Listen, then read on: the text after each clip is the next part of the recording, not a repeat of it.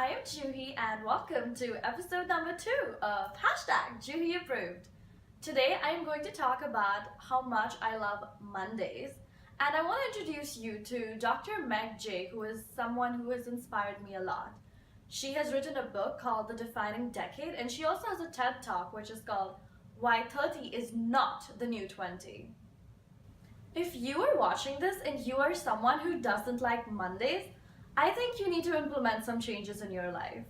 As someone who loves life every single day, I love Mondays. I am always looking forward to Mondays because Mondays bring a whole new week of possibilities, of new adventures, of new people you can meet, new opportunities. Just there's so much excitement for me that revolves around the idea of Monday. And I get it, a lot of people are stuck in dead-end jobs and they don't love life, but I think it is so important to go into a week with a very positive mindset. So my tips for doing that would be schedule something on your Mondays that you actually love doing, whether it's working out or going to a dance class or even just reading something by yourself. Whatever makes you happy, schedule some time to do that on Monday because that is how you can also love Mondays. Dr. Meg J is a clinical psychologist whose entire career has focused on talking to and researching 20-something-year-olds. She has spent decades doing this work and she really is an expert on millennials.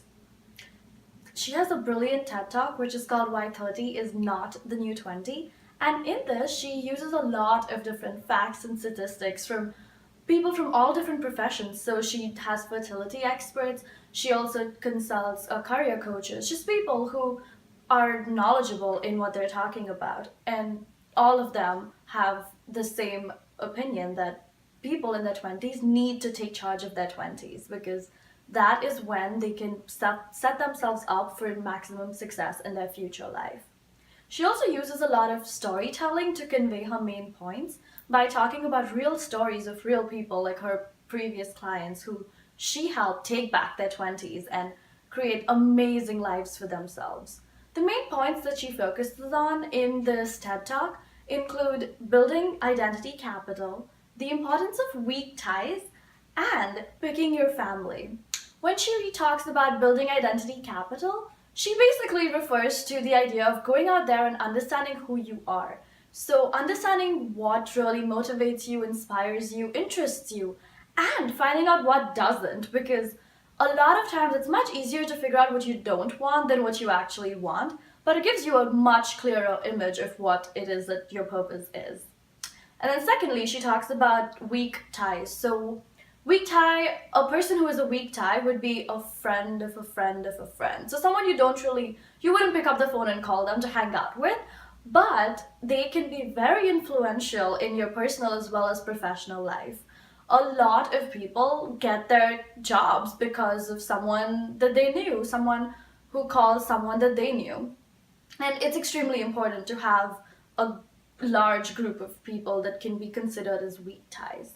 And finally, she challenges this notion of not being able to pick your family. She, in fact, thinks that 20-somethings have all the power to pick their families. Now, obviously, you can't pick the family that you grew up with or the family that you're surrounded by, but you can always pick the family that you're going to create for yourself. You can choose who you want to partner with, who you want to build and create an amazing life for yourself with. So this TED Talk is great for not just 20-something-year-olds, but also people who have to deal with 20-something-year-olds.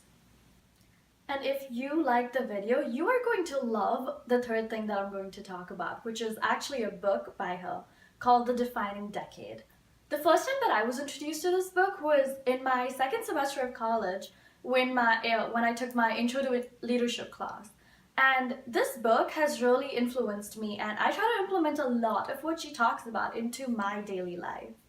The book really focuses on how someone's 20s are their defining decade, and I really do agree with her. I mean, she herself is an expert, and she's worked with people who are experts in their fields, and all of them have a similar notion.